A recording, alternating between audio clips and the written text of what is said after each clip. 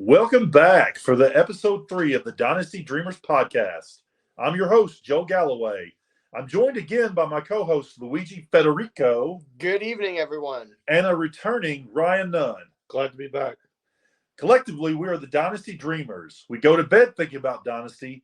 We dream about Dynasty. We wake up thinking about Dynasty. You get the picture. Ladies and gentlemen, once again, we are available on Spotify and Apple Podcasts in addition to YouTube this week. On today's show, we'll be taking a look at one of Ryan's teams. We will discuss a couple of similar trades my two co-hosts made this past week. Also, we will have our second installment of What Are You Doing With? Let's get started by discussing the conference championship games, shall we? Gentlemen, we've got the Eagles and the Chiefs in the Super Bowl next weekend. I would say that we had a couple of interesting games this past weekend, but we only really had one. Real quick, one dynasty take from each of us here on the games this past weekend. Let's start with you, Luigi. So my takeaway from this past weekend is I do believe that a lot of people are going to consider Isaiah Pacheco as the biggest winner of the playoffs so far. He has looked really good. The Chiefs have finally started running the ball more over the last 6 weeks, and he's really been the beneficiary of that. With all that being said, I think the takeaway I'm trying to put forward is now is the perfect time to be trying to sell Isaiah Pacheco. Get anything you can out of him more than what you paid for him to start. I know he was probably going in like the third or fourth round of rookie drafts, and I am almost positive you could get a second in the 2023 draft for him right now. And honestly, I'm slamming that because I don't think he'll continue this to start 2023. Yeah, it's pretty amazing whenever you get an adequate running back behind a line, what can happen, right? Well, I'm actually in agreement with Luigi here. I think you might even be able to actually get a late first for this guy by the time this is all said and done. And it's not so much that I don't have faith in Pacheco, but you know they're going to draft somebody this year. With no draft capital, you cannot depend on this guy. He just has no insulation whatsoever. Yeah, with no draft capital, and like Joe said, I do think that they could either draft somebody or this is a really strong free agency class as well. And if they don't bring somebody in, that would completely shock me more than if they did bring somebody in. Like you could see like a guy like Miles Sanders go there and like he averages 5 yards a carry for his career. Like, can you imagine what he's going to do on offense with Patrick Mahomes as QB? Yep, I agree. All right, Ryan, what's your take? My take is kind of one of those things where I've kind of got to eat my words. Jalen Hurts is just elite. It doesn't matter who he's playing against, what he's doing. Like, the guy just keeps improving as a thrower, and you have such a safe floor with that running ability. Like, he's easily a top 5 dynasty quarterback at this point, and I don't even think it's a question. We all have to, or most of us have to kind of eat our words on Jalen Hurts. I think most people had him much lower than what he's turned out to be, and he is exactly my QB5 right now. Yeah, he's my QB5 as well. I didn't necessarily have him being a top 10 quarterback, but I really did have him as probably top 15, and his running game is really where he thrives the most because he did look really good this weekend, except for the fact that he only threw 120 passing yards, and that was against an elite defense where he didn't really have to throw the ball most of the game as well. I was going to say, to be fair, like they dominate that game from start to finish, so they were just trying to get out of there without having any injuries and just roll on. I mean, once you're faced up against Josh Johnson as your opposing quarterback, there's not a lot to be said there. Well, that's kind of the thing with Hurts. I feel like that he's shown this year he can beat you with the legs, the arms. Doesn't matter. Whatever the game script is, he's going to get his. Yeah, they had like 150 rushing yards, and their defense was just super stellar. Jalen Hurts is tied to a young duo tandem in Devontae Smith and A.J. Brown, and he's also got Dallas Goedert, and I'm sure they're going to bring in another running back, or they're going to re-sign Miles Sanders. So I have a lot of faith in Jalen Hurts going forward. So I'll go last this time then. So mine's going to be a big no duh moment on the show, probably. But Patrick Mahomes, why would anyone take Patrick Mahomes as anything other than their QB1 in Dynasty for the next 5 years, 5-6 years? He turns 28 in September. He's the QB1 this year with Travis Kelce and nobody at wide receiver. He's been top 5 for the past 3 seasons, and probably before that too, but only went back 3 seasons. I believe, and I think we all believe at this point, that he will have Rodgers, Breeze type longevity. I wasn't going to say Brady because I don't know that anyone's got that, but he's going to be right there behind Brady in longevity as far as I'm concerned. Right. Thank God the Wicked Witch is dead. Yeah. Well, and not only do I think he'll have the longevity, but I think a lot of his peers, not all of them, because there's that Burrow guy that I think will have quite a bit of longevity. A lot of his peers are not going to have that kind of longevity. He is, in my opinion, the safest player at any position for the next decade, and it's not even close. Somebody tell me that I'm wrong. I can't even argue it. Like Mahomes, even at 70%. Last weekend was just absolutely elite. Like you could tell, like he was very much favoring that ankle. And yes, it hindered his mobility a little bit, but he's just that damn good. Like he's just that good. Like it doesn't matter. Like I'm waiting for Luigi. He is the greatest quarterback to ever play the game. Yeah, I'm waiting for Luigi to chime in with. He's the Josh most Allen. Talented quarterback to ever play the game. He's not the greatest quarterback to ever play the game. He may end up being the greatest. Maybe, but at this point, it's not even close at this point yet. As far as statistics go, like you're right, it's not even close. It's Mahomes. No, it's but not. If you want to argue that Brady has won more Super Bowls, I'll give you that. And if you want to call that the GOAT, and more MVPs and more career achievements up to this point, I mean, it's Mahomes. It's not close as far as great. Mahomes has to play until he's 43 years old at his current pace to break the records that Brady has. Now we're getting off topic here, though, guys. We're not trying to compare Mahomes and Brady. Brady, obviously, as of yesterday, is completely irrelevant in Dynasty at this point. So, but he's still the GOAT. Yeah, so he's still the GOAT. But let's move on. If we're talking about dynasty football, if we're talking about dynasty football, and you want to play, the safest player is Patrick Mahomes, but he is not that much ahead of players like Joe Burrow and Josh Allen, who I think is the quarterback one, and Josh Allen's rushing ability gives him a much higher ceiling. So we can argue about it all day, and I'm not going to pretend like there aren't times where I will take Patrick Mahomes over Josh Allen. That ceiling has not been proven that he has a higher ceiling than Patrick Mahomes. Patrick Mahomes has just as many QB1 overall years as Josh Allen, and he's been way more consistent. So he's got all this safeness that comes with and he's not taking all these unnecessary hits that Josh Allen is. I love Josh Allen. Josh Allen is like my favorite quarterback to watch. He reminds me of Cam Newton in the fact that he just puts his body out there. But those hits are going to take and that's a big part of it. And I said that is that the longevity. Even if Josh Allen's just as good as Patrick Mahomes for the next 5, 6, 7 years, well, you've got 3 to 4 years of Patrick Mahomes after that. Whereas I don't believe you do with Josh Allen, and that's the reason why I just can't understand personally why anyone would take Josh Allen over Patrick Mahomes. Well, Joe, when I'm looking at fantasy football in general, I'm not looking 10 years down the road. That's all it is for me. I think over the next 5, 6 years, maybe 7, who knows, maybe even 10.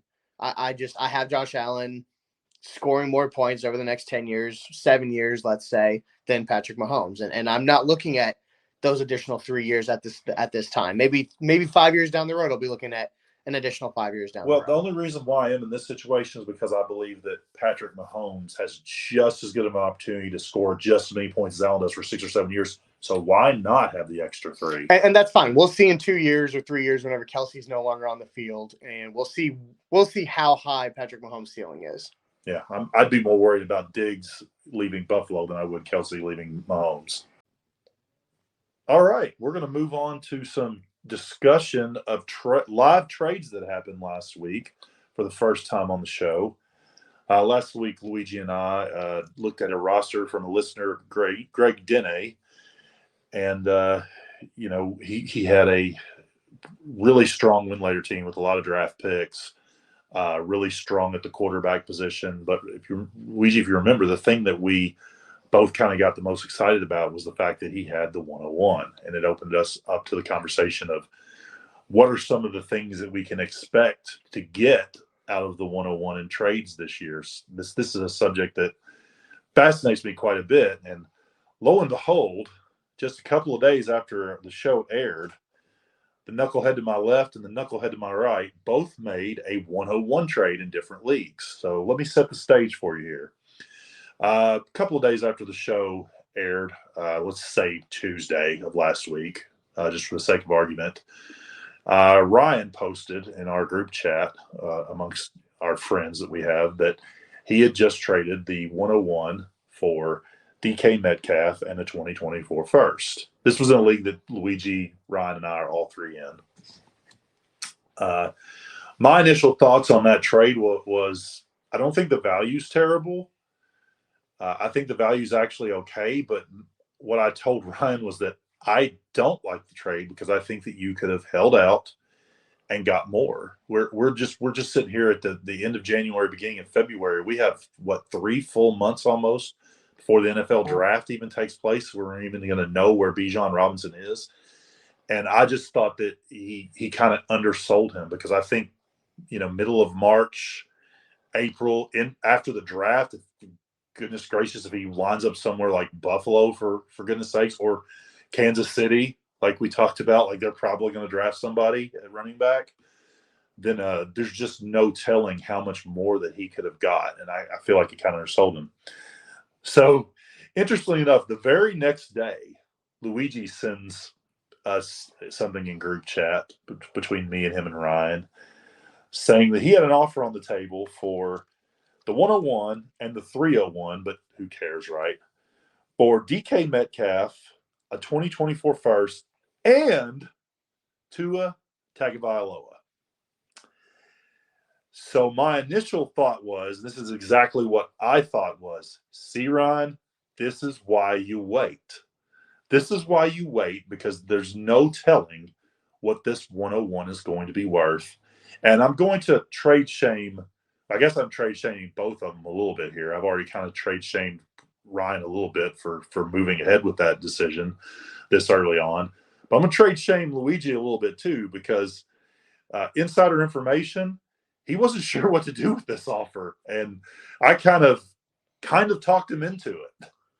Like, that's a windmill slam. Like, I feel like he won that by 2 firsts. Like, how can you not do that? Like, you're getting a top 12 quarterback, a top 12 wideout, and a first on top. Like, you're getting top 12 guys. Like, you're getting guys who are second, third round startup guys, and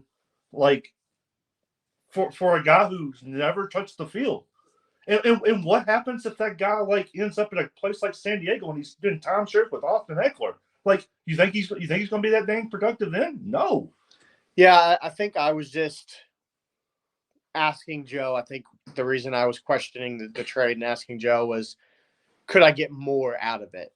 Because of how much I do think there is the hype around Bijan Robinson right now, and the amount that I have seen him be valued at in terms of already the RB1 in Dynasty without even touching the field. So I was just questioning, can I get more, and what Joe thought of the trade. I understand that point, because I am always wanting to get as much as I can. And if I'm going to tell the listeners this right now, if you're not doing that, you're not doing yourself a service.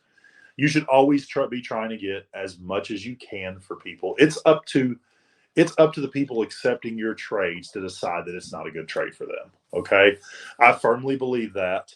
The only way I ever have an issue with a trade in one of my leagues is if I think collusion has taken place.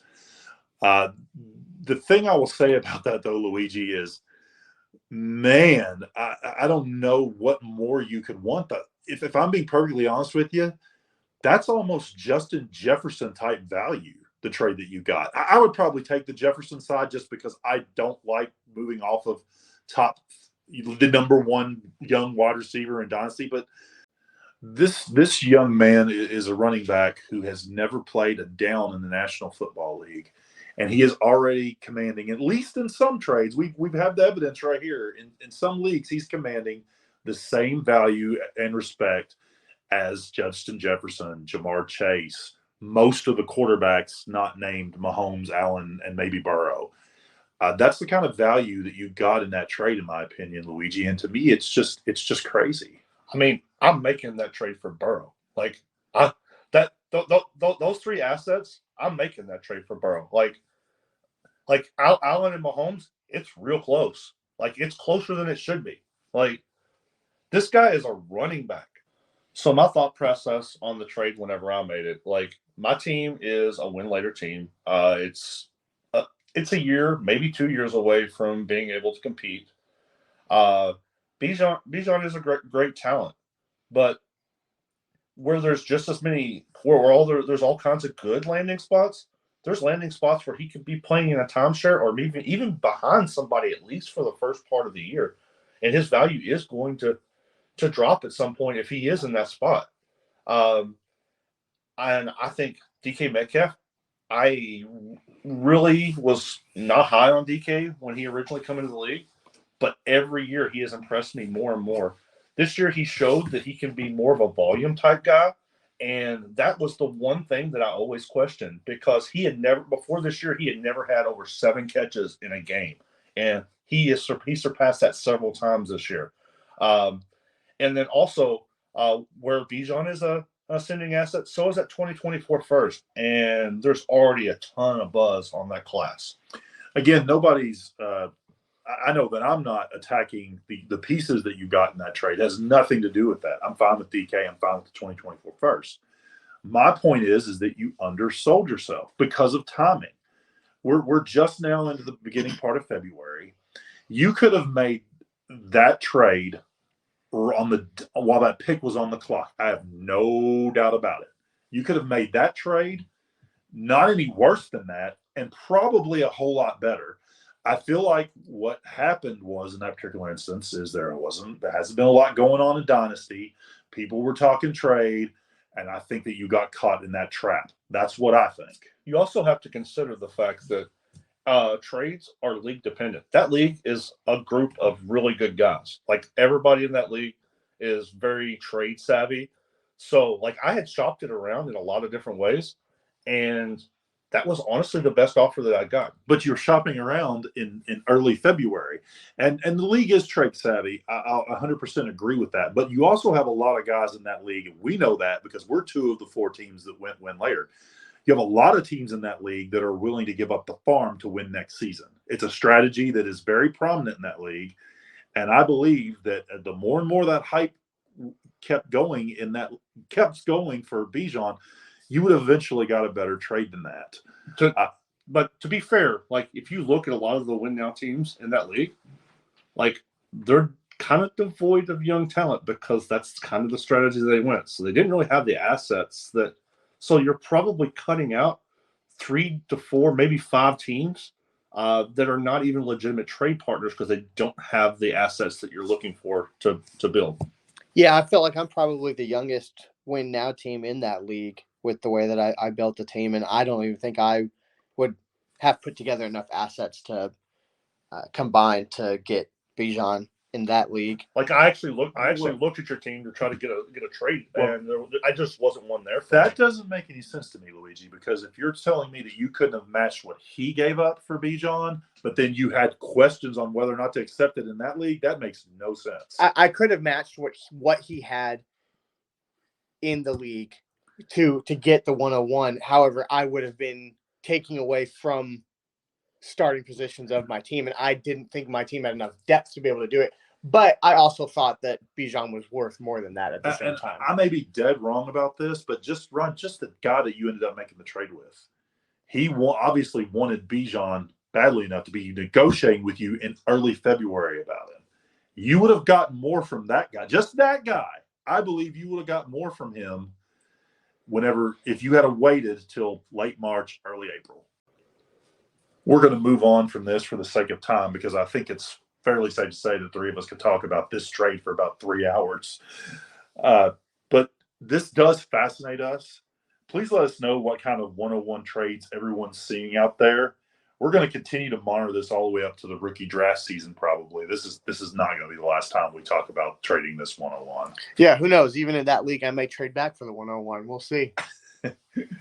I don't think that guy's sitting at 101, but I think the ship sailed there. Yeah, that's just unreal, the amount of value you got there. Let's move on, guys. So last week, Luigi and I kicked off a new segment on the show. We kind of enjoyed our conversation about Saquon Barkley, so we're going to give that a try this week with the three of us. So with that being said, on the first week of February 2023, Ryan Nunn, what are you doing with T. Higgins? Well, first off, I have 18 leagues, and I have 0 shares of T. Higgins.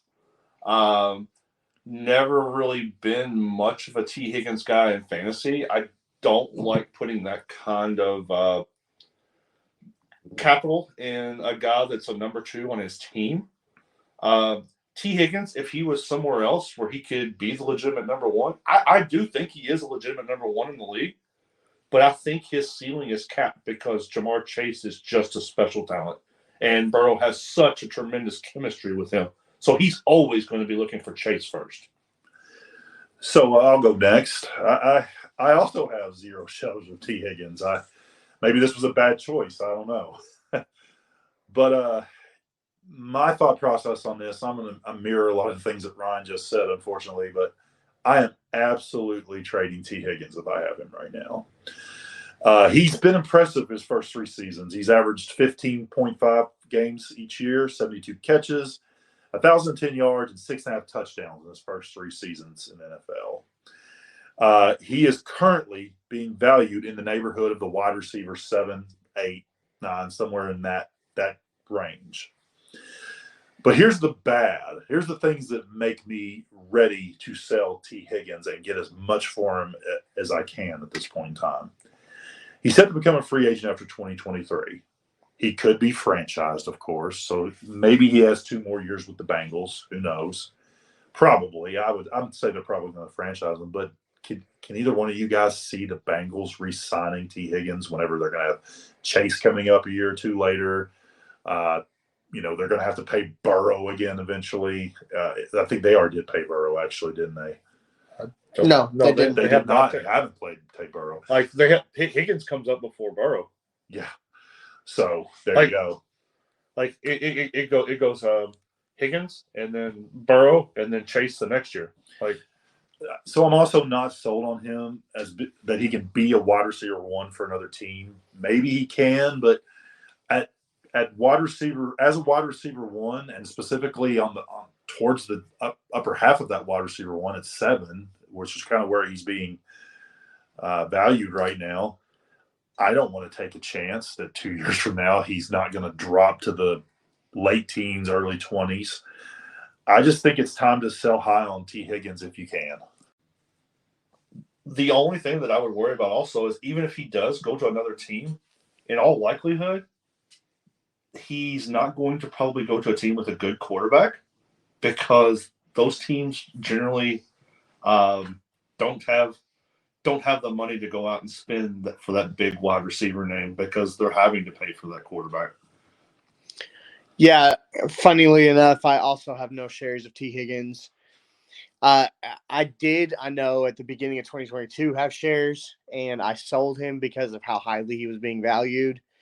Like Joe said, a lot of people have him in their top 10, top 8 wide receivers. I have him at wide receiver 13. And I think if I can get wide receiver 7 value, as I'm saying to the listeners, then I would be selling him because like Joe and Ryan have stated, he's going to go from a team that has a top 2 or 3 or 5 quarterback, whatever you want to rate Burrow at. He's going to drop down with quarterback play. And some of you may think, well, that may be better because maybe the team is going to be throwing a lot more and Higgins is going to be receiving a lot more targets. While I agree that that is a possibility, that's not something I would be willing to bet on. Yeah, give me a guy like Amon-Ra St. Brown, Jalen Waddle, Garrett Wilson, Chris Olave, Fairness, like any of those guys. Half the guys you said are actually ahead of him, but sure. They're right there in that spot. Like, Give me Michael they're Pittman. in the same tier. They're all in the same tier. You went too far. No, I didn't. You Give me went- Michael Pittman. You went too far. Because Michael Pittman has had such poor quarterback play already. His quarterback play can only go up now. What are people's fanboy of that guy? That guy is the most overrated wide receiver in all of Michael Dynasty. Pittman? Yes, he is Garbo. I don't know if he's Garbo, but I wouldn't. I certainly would take T. Higgins over him right now. I don't necessarily agree with you, Ron, that T. Higgins won't end up somewhere with a good quarterback. I think it's actually more likely that he will. And just look at the guys who left this year and went in free agency from the wide receiver position. We had Brown that went to Jalen Hurts. Brown didn't go in free agency. Brown was a trade. He had to sign a deal, though. He was basically a free agent that had to be traded for. Yeah, even that elite guy like Allen Robinson, right? Like I got he's a stud. Well, I don't understand what you mean. Like he went to go play with Stafford. Well, I'm just okay, but I'm busting everybody. You had Tyreek. We're all so excited to see that Allen Robinson was going. Tyreek Hill went to Tua. I mean, Via trade. And sign. Basically a free agent. Let's be honest. I mean, and you're one of the biggest Tua haters ever. Like, well, you're like Tua is made by his wideouts. He's not actually a good quarterback. So well, Tua is made by his wideouts, in my opinion, but he still has NFL talent. Obviously, it's not like T. Higgins Tyreek Hill went to play with I don't know, Mac Jones, for example. He went to play with somebody with some credibility. So I guess the point I'm going to get back to before I was so rudely interrupted was that I don't really buy the quarterback spiel that Ryan was putting out there. But what I do believe is that T. Higgins has not proven in this league that he can be a wide receiver one. A lot of his play, in my opinion, comes off of playing off of Jamar Chase, like was mentioned earlier, I believe by you, Ryan. And I'm not saying that T. Higgins would be as miserable of a failure as a wide receiver one as Juju Smith-Schuster has, but I think that you could see a similar type situation where where T. Higgins' best years of his career were absolutely as the second guy behind Jamar Chase instead of the number one wide receiver somewhere else. But to be fair, he was also very productive his rookie season as well. So I think the basis of all three of our analysis with T. Higgins is if you can get that wide receiver 7, wide receiver 8 value out of him, 100% be selling. If somebody offers you somewhere around a wide receiver 15, wide receiver 16, that's probably where he's going to end up anyway. So you could get a top 10 season out of him with Burrow and then settle for wide receiver 15. The last thing I'm going to say on this topic, and then we're going to end it, is that we are collectively the Dynasty Dreamers, and we dream about Dynasty football when we sleep. We think about it, and you've heard the spiel. But apparently T. Higgins is not one of the people that we're dreaming about. We may dream about him, but it's more of a nightmare than a fantasy. We only dream about him when we're dreaming about Joe Burrow and Jamar Chase, and we're thinking, that guy's the third part of that picture. Ron, let's take a look at this team that you've presented us with this week. Okay, so this league type is a 12-team Superflex 2.0 tight end premium. Starting requirements are 1 QB, 2 running backs, 3 wideouts, 1 tight end, 1 Superflex, 2 flex, 10 total. 2022 finish was a 9-5 with 5th place finish. Scoring was 9th, and potential points was 7th. The draft capital in this team is the 108, the 208, the 308, and all of its 2024 picks. Notable players on the team at QB has Trevor Lawrence, Dak Prescott, Mac Jones, and Carson Wentz. At running back, it has Kenneth Walker, J.K. Dobbins, Miles Sanders, James Cook, and Antonio Gibson. At wideout, it has Christian Watson, George Pickens, Gabriel Davis, Alec Pierce, Cortland Sutton, and Michael Gallup. At tight end, it has Kyle Pitts, Evan Engram, Noah Fant, and Zach Ertz. Okay, first off, we'll start off at the QB position. this is clearly a strength of this roster. Lawrence is a budding star, and Dak at QB gives it great stability. This is a typical roster for me, as I value the position highly. Mac Jones gives you a solid third option, even though I think his upside is capped. Wentz could find a starting job as possibly a bridge quarterback somewhere, but who knows with that guy.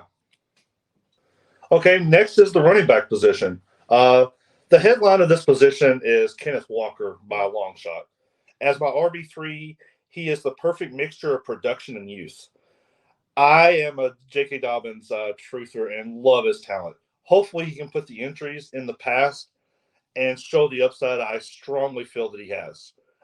James Cook started to show flashes of his potential towards the end of the season.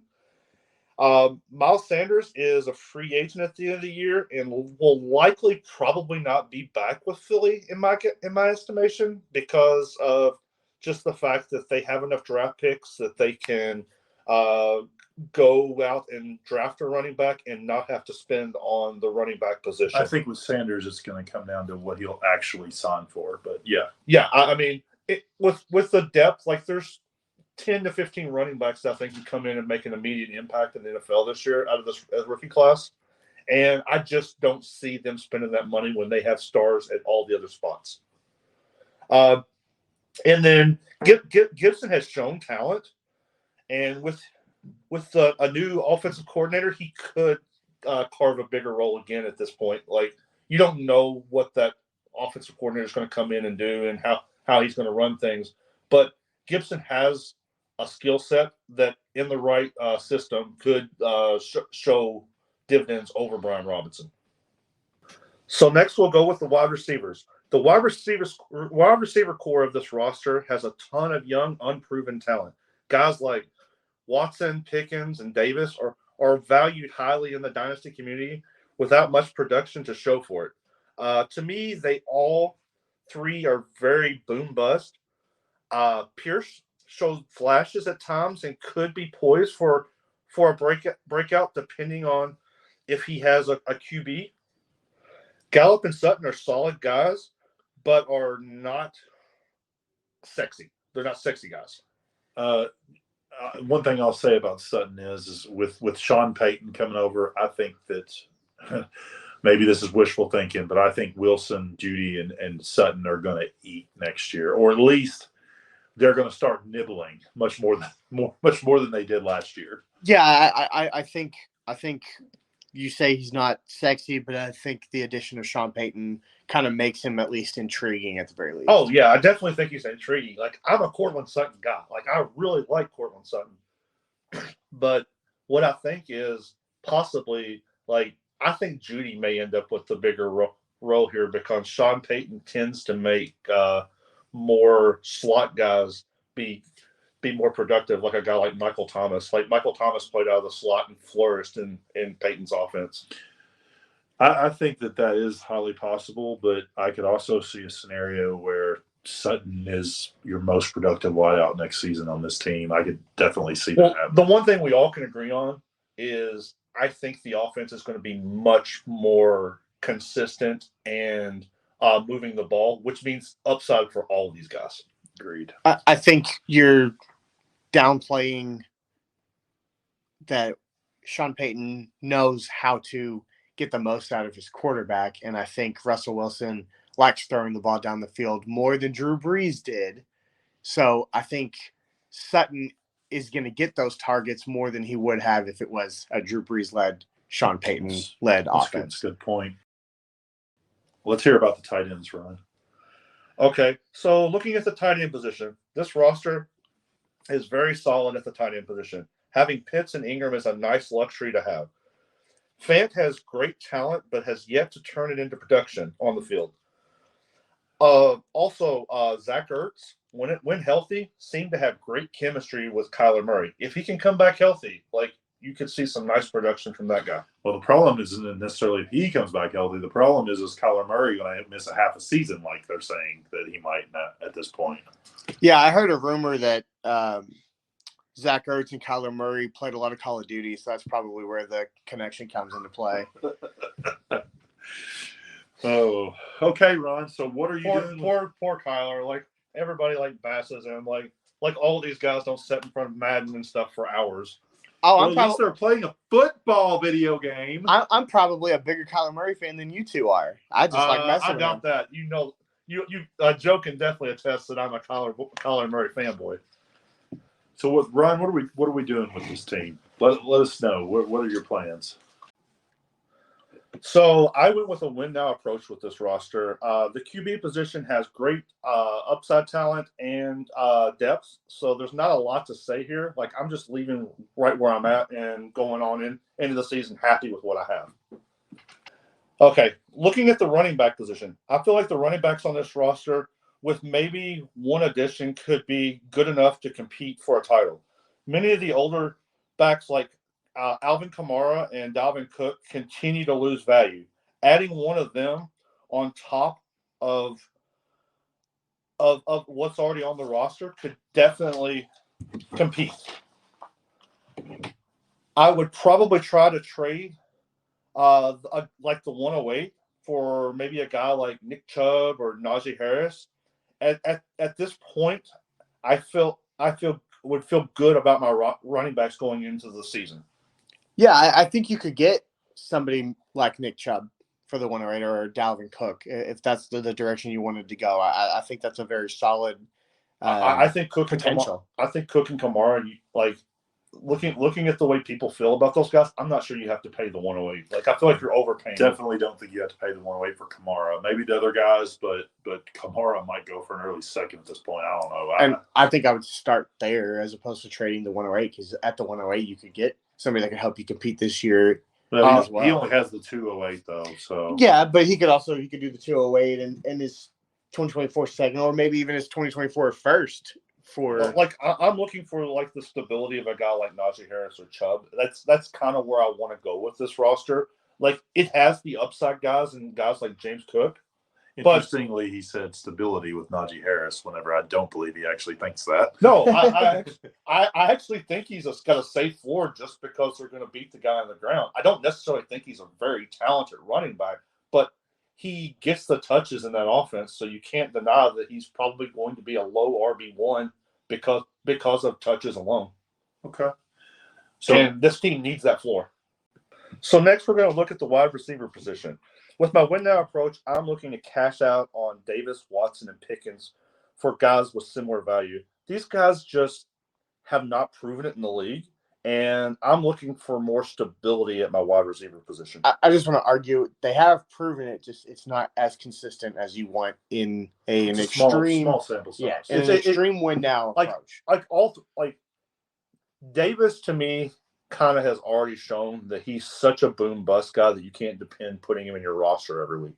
He's an elite best ball player. Yes, but he is 40 or 4. Like there's nothing in between. He's healthy Will Fuller is what he is. No, Will Fuller was much more consistent than him. Okay. I think Will Fuller was 35 or 7. Yeah. Give that man his drugs again so he can play. So I would be more looking to lateral into guys with similar value, guys like DJ Moore, Deebo Samuel, Deontay Johnson, and Jerry Jeudy. Davis, I would look to try to trade him in for guys like Hollywood Brown, Amari Cooper, Mike Williams, just to name a few. Those guys are all worth more than Davis. That's the only problem with that. The Dynasty community rankings disagree with you on that, Joe. All 3 of those guys are actually worth less than Davis. I feel like I need to make some more of these type moves to add safer floors to this roster. Also, moving into the tight ends, I traded Kyle Pitts for TJ Hawkinson and Keenan Allen, which solidifies my wide receiver depth. And also, it doesn't make me go so old at tight end. Like, I love TJ Hawkinson, and he did nothing but impress once he moved to Minnesota. I am so high on that guy. I look to try to pick up as many shares of that guy in startups as I can this offseason. And then you have the depth of a guy like Evan Engram, who's shown and started to grow. If he can stay in Jacksonville and grow with Trevor Lawrence, that guy could be a very very good, solid player for you as well.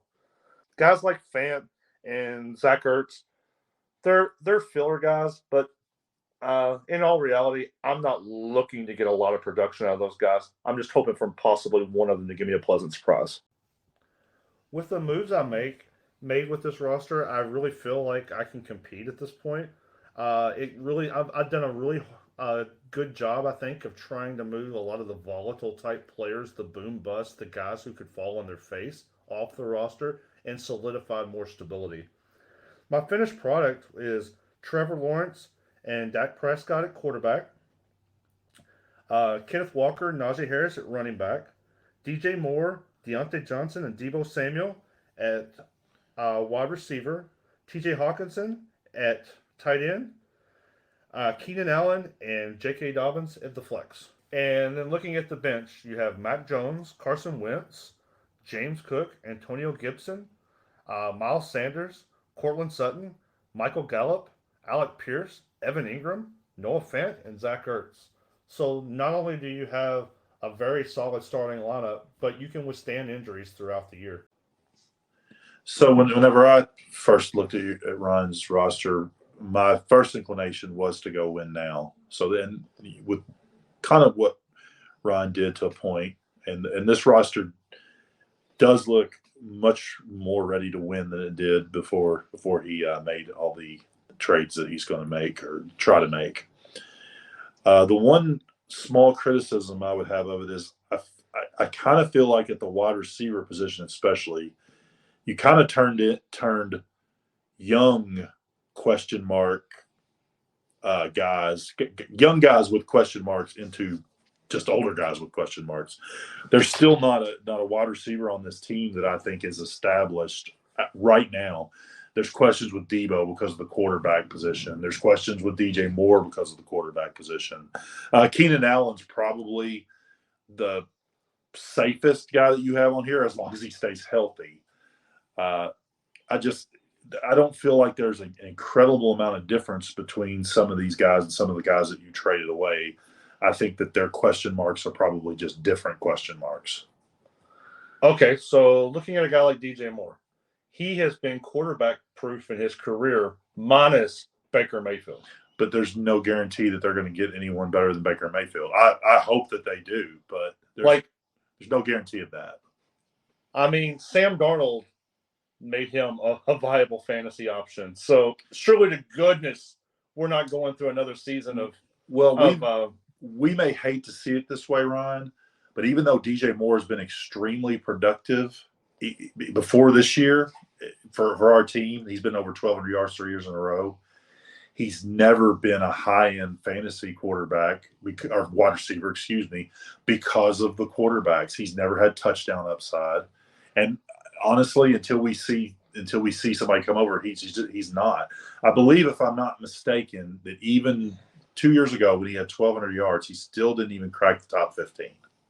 And that's the problem with a guy like DJ Moore. I mean, but he's still going to give you mid wide receiver too, with upside. Like if he gets a quarterback, and he gets those touchdowns, if he ever gets a year where he gets those touchdowns, then you're looking at the eighth wide receiver instead of the 15th. Sure, but you could also, if he doesn't get a decent enough quarterback this year, you could be looking at wide receiver 30 or whatever he was this year. He's going to demand enough volume in that offense because he's just strictly the best offensive talent that they have. You're not gonna deny getting that guy the ball. Unless they go out and get somebody amazing in the draft and that guy takes over for him, it's not going to happen. You could say the same thing about someone like Christian Watson, who also has shown that he has the capability of catching touchdowns. He's clearly the most viable offensive player in that offense. That's the only thing that he's done though is catch touchdowns. He hasn't done anything else. It's been 1 year. He doesn't run a good route. Rookie wide receivers aren't very well known. There's not that many that can come into the league and command an offense the way Justin Jefferson and Jamar Chase did. I don't think Christian Watson's on that same level, but I do think your point of DJ Moore being clearly the most talented offensive player, you could say the same thing about Christian Watson, who has proven that he has I think capability Aaron to touchdowns. Jones and I think Aaron Jones is more talented. I- I think I don't dislike the moves that he made. I think Watson and Pickens are similar value to guys like DJ and Debo. Debo's probably a little bit ahead of the rest of this group. But I guess what I'm saying is, if I didn't say it well earlier, is I feel like these guys are all in that same cluster, and they all have these question marks. And why not just stick with the younger guys with question marks? all of these guys, other than Debo, are still very young. The other two guys, Deontay and DJ, are both very young, and they have proven that they can play in the league at a long period of time, in a long extended period of time, where guys like Watson and Pickens also DJ Moore has proven that he can play in the league, but he has not proven that he can be a successful fantasy player. He has really never done that. We know that because we're Panthers fans. We know that. He was the wide receiver 6 before he missed the last 3 games of the concussion in 2019. Then he was on pace. He was on pace. So wasn't Christian Watson like wide receiver 2 or 3 for like 8 games this year? What's the difference? No, I said for the year he was wide receiver until he missed the last 2 games with a concussion. I think to touch on Ryan's point, what he's saying about DJ Moore not catching touchdowns is they've had 2 guys that are just monsters in the red zone for most of DJ Moore's career. Not necessarily at the same time, but you have Cam Newton, who basically could just run over everybody who came in front of him. And you've had Christian McCaffrey, who everybody knows how good he is anywhere on the field, but especially in the red zone. So what Ryan's hoping for with DJ Moore is to have the Panthers either draft a quarterback at 108 or get a quarterback in free agency. Other than the wideouts, I kind of like the rest of the moves that Ryan's made with this team. I love securing Najee Harris as your running back too. I'm much higher on him than most people are this offseason. He's got some good depth at the position as well. Surely between Dobbins and Sanders and James Cook and Gibson, one of those guys can slot in his last flex spot. He also has Sutton and Gallup and Pierce available on his bench. So, Ron, after you've made these moves, with keeping in mind that you were 9-5 last year, and you did lose in the first round of playoffs, so you finished in 5th place basically. But I think you had the 3rd or 4th seed, if I remember correctly, in the playoffs. Do you think with the moves you made that this team should be a better win-now team than it was last year? Yes, I kind of feel like I got into the playoffs last year with smoke and mirrors. My points scored was actually very low. Yeah, 9th. Yeah, and I just happened to hit matchups just right. And this team was not anticipated to make the playoffs last year. Like, I really wasn't counting on them to make the playoffs last year. And I kind of snuck in and was hoping to make some noise, but it didn't happen. But I do think that this team is better than the team that you started with at the beginning of this exercise. But something I discovered when I was researching this team that I don't particularly think that this got better. You were actually dead last in the league in efficiency last year. 5 points behind the next lowest person in scoring efficiency, which generally to me leads me to believe that you have a problem with having too much depth. And I think that that's what I'm seeing on this roster as well. Also, what I'm looking at is what I saw is I had too many boom bust guys like Gabe Davis, where they give you 40 points or 4.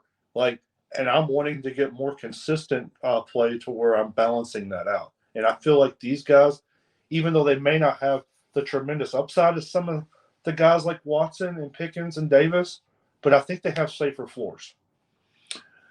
And I would agree with that. And with the other positions, I feel like having safe floor at the wideout position is kind of what this team needs.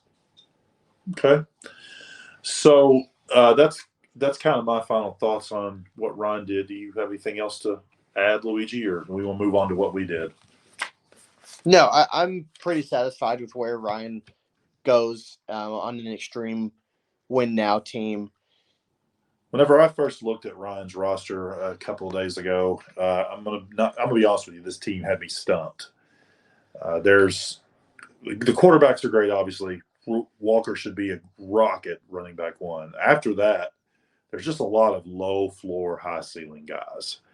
So the way Ryan decided to tackle this, obviously, was to trade those guys and try to get guys who are maybe not as sexy, but are maybe a little bit more reliable, which is valid. This roster had, because of all this roster had such a wide range of possible outcomes for next season. So it took me a bit to decide which way I was going to go with this, but I ended up classifying this team in my system as a win later ? Team. I decided to take most of the roster into this season and just see what happens in the first 4 to 6 weeks. That's usually what I do with one of those teams I put in that classification. I want that first 4 to 6 weeks to give me some clarity on where my players are at. Definitely would hold on to Lawrence, Stack, and Walker, like I said.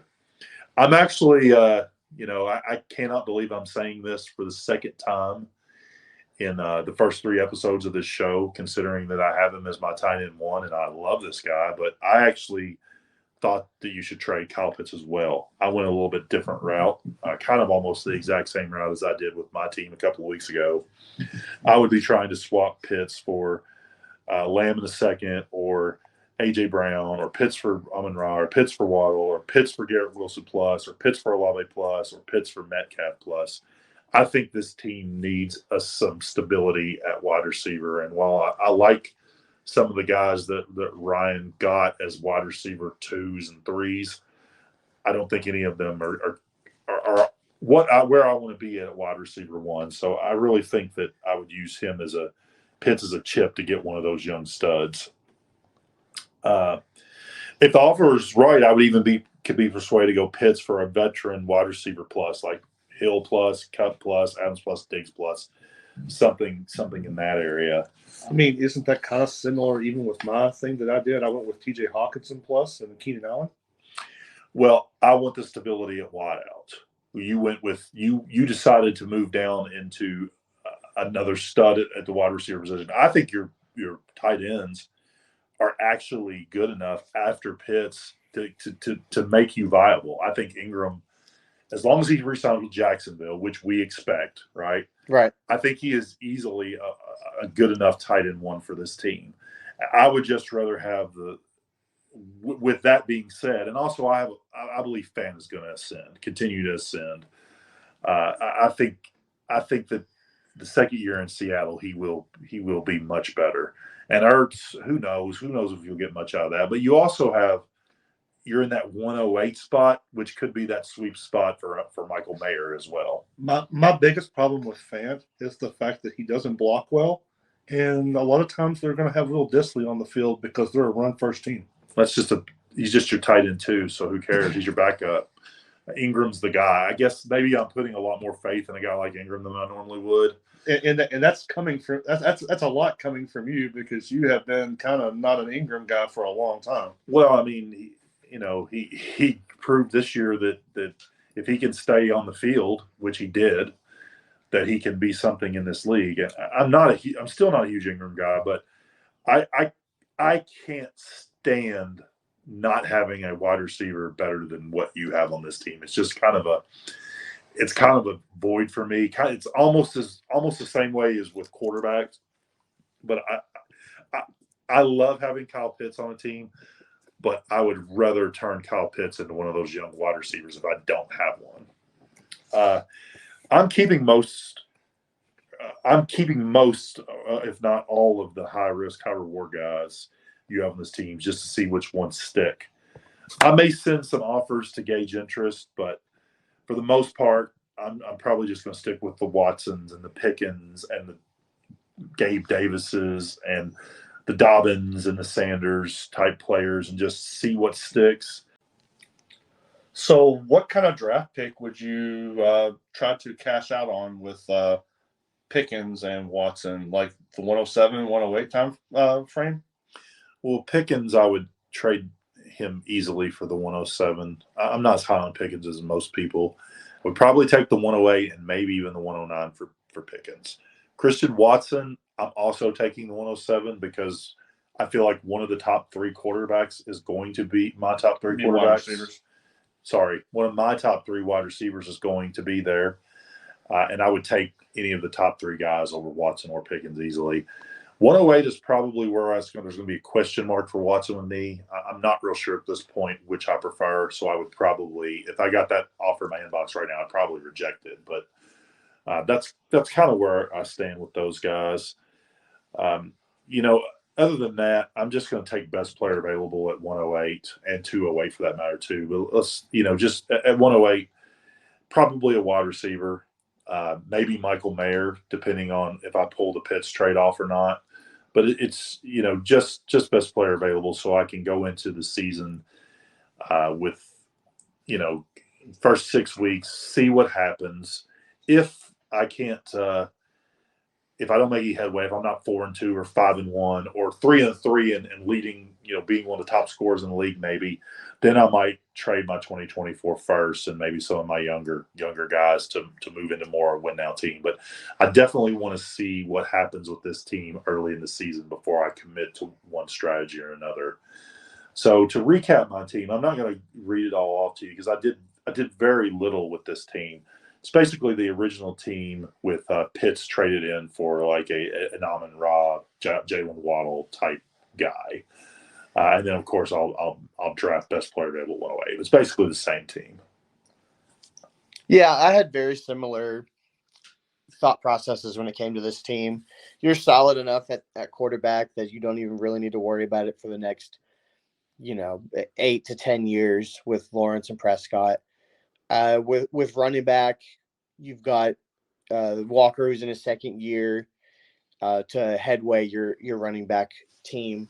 And you've got some guys who could gain value in James Cook and J.K. Dobbins, depending on if J.K. Dobbins can stay healthy, which is an anomaly. But where I think the biggest hole on the team is, like Joe was saying, you don't have a wide receiver who I consider to be someone who can headway your wide receiver group. But the good news is I don't really think you have anybody on the top 6 that you named that will depreciate by the time the season comes around. So you can go into the season, like Joe said, starting the year off and seeing where your team heads, or you can trade Pitts for a wide receiver who won't depreciate, like a CeeDee Lamb or like an Amon-Ra St. Brown or Jalen Waddle. That way you have studs headlining your quarterback, your running back, your wide receiver. And then you've got Evan Engram, who upgraded at quarterback and showed that he can play football and he is a viable fantasy tight end. But the other thing is you touched on Steelers and Pickens and not knowing where Pickens will be headed. They did trade Claypool for what ended up being the 32nd overall pick. And the Steelers are known for taking wide receivers in the second round. And there is a high chance that they take a wide receiver there at the 32nd overall pick. Sure. Speaking of Claypool, Pickens reminds me a lot of the hype that Claypool got. And I agree with that. I'm just ready to get out of all the Pickens I can get as quickly as possible before the he doesn't run routes well.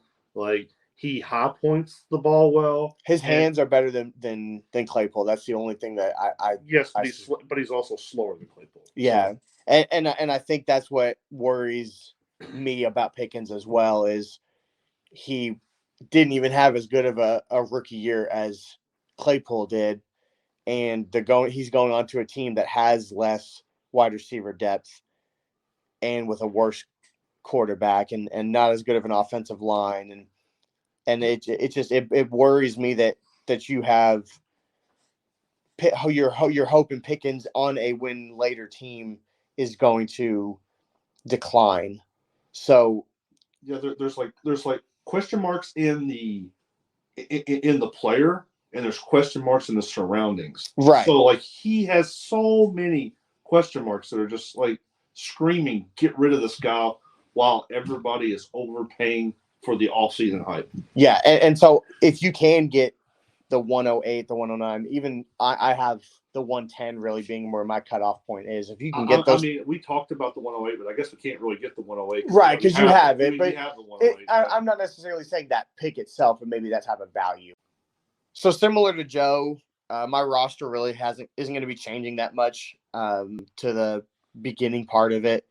There may be one or two moves that I make, like trading Pickens and trading Pitts, but at the end of the day, I'm more of a wait and see and see where the team is 3, 4, 5 weeks into the season before I start making moves. So you wouldn't look to try to move a Sanders or a Gibson or somebody like that, depending? No, because I do think that the team does have the capabilities of being a win now team, because I guess I'm higher on Christian Watson than both of you are. I do have him as a mid wide receiver too, but I'm not confident in that type of statement. So, but I wouldn't want to trade someone like Sanders and Gibson, because you could be in week 4, week 5, and being the first place team in the league with the highest scoring points. Ryan is making a note right now as we speak to try to trade Watson to Luigi in the Superflex League. No, I was just going to say, with his love for Christian Watson, I was going to wonder if he's played for LSU or not. I actually traded Christian Watson to Ryan in the Superflex League, so I'm pretty satisfied not getting him back. I actually traded him to him, and he traded him back to me. That is correct. It's just a full circle here. Yeah, Christian Watson's been traded around like a. we know where Ryan was headed with that, but he's not going to say it on air. We'll keep this PG. Okay, on that note, that's going to be it for the 3rd episode of the Dynasty Dreamerz podcast. Thanks, everyone, for joining us. Please leave any comments below. The feedback is very helpful and much appreciated. We hope you join us again next time. For my co-hosts, Luigi Federico and Ryan Nunn, this has been Joe Galloway signing off.